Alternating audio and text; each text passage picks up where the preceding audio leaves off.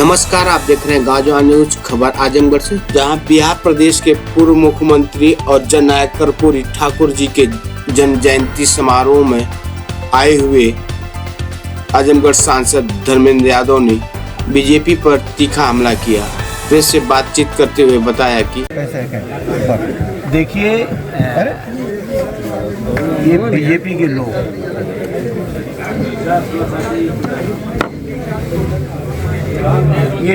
के लोग देश की शिक्षा को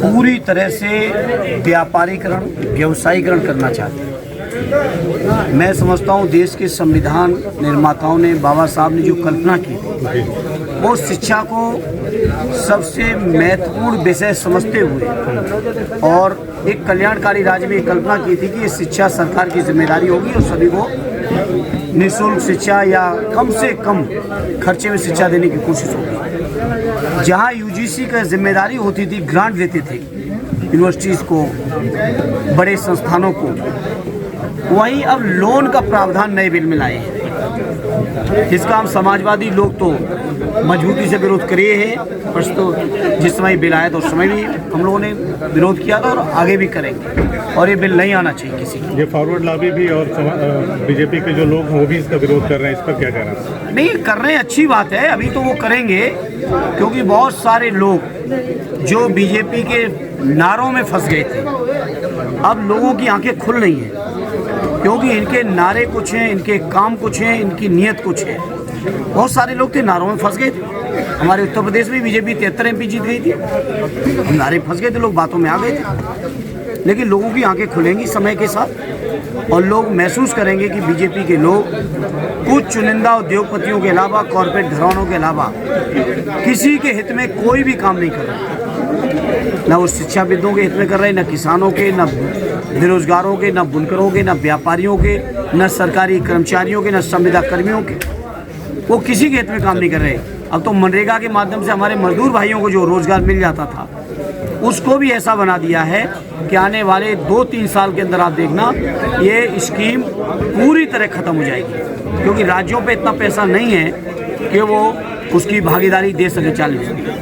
सर, आज अखिलेश यादव जी ने प्रेस कॉन्फ्रेंस करते हुए कहा कि चुनाव आयोग और बीजेपी मिलकर के फर्जी वोटिंग की साजिश कर रही है और फर्जी वोट बना रही है। नहीं, ये सच है, और आदरणीय अध्यक्ष जी की मैंने भी प्रेस सुनी है, और उन्होंने केवल ये बात कही नहीं है, बल्कि इस बात के साथ ठोस तथ्य प्रस्तुत किए हैं। और मैं आज कह के जा रहा हूँ आपके बीच, अगले कुछ दिनों के अंदर हम और अध्ययन करने के बाद आजमगढ़ में भी क्या क्या फर्जी हुआ है, आप सबको बीच में डॉक्यूमेंट के साथ हम आएंगे।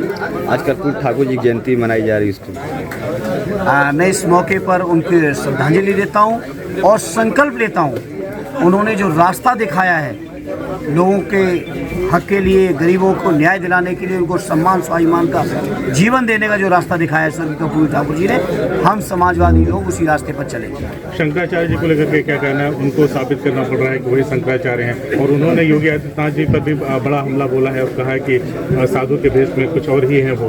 इस पर क्या कहना? देखिए, शंकराचार्य जी को धार्मिक मुद्दों पर मैं समझता हूँ जो ज्ञान है, अध्ययन है उनका, उसको कोई चुनौती नहीं दे सकता।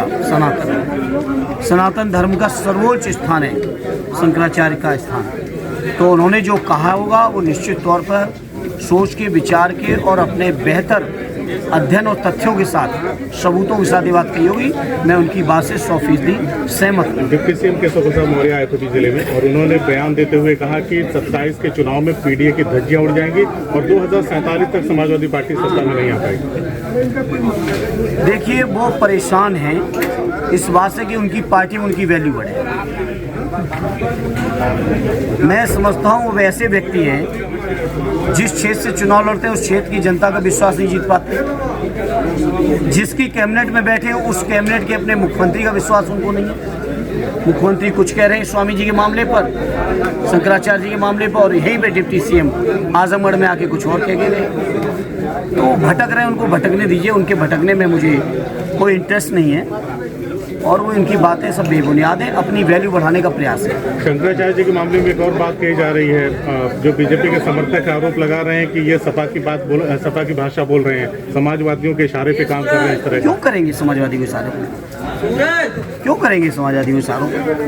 शंकराचार्य जी का जो स्थान है वो सर्वोच्च स्थान है। ये बात उनके बारे में नहीं कहनी चाहिए, वो किसी पार्टी विशेष से है, उनका स्थान है, वो गद्दी का स्थान है। वो क्यों हमारे लिए कहेंगे? 27 को लेकर के जो तैयारियां चल रही हैं, क्या सिनेरियो है सर? आज 27 में हम समाजवादी लोग ऐतिहासिक समर्थन लेके जनता के बीच आएंगे और उत्तर प्रदेश की कमान आदरणीय अखिलेश यादव जी के हाथों में होगी। और माननीय अखिलेश यादव जी ने घोषणा कर दी है कि वो इस प्रदेश के अंदर सामाजिक न्याय के राज्य की स्थापना करेंगे। आज कर्पूरी ठाकुर जी की जयंती पर नाई समाज ने जो कार्यक्रम आयोजित किया, उसमें उन्होंने अपनी बहुत सारी समस्याओं की तरफ भी आपको इंगित किया है। उनका समाधान जो हम लोग जिस लायक हैं, जिस क्षमता में हम लोग समाधान करेंगे।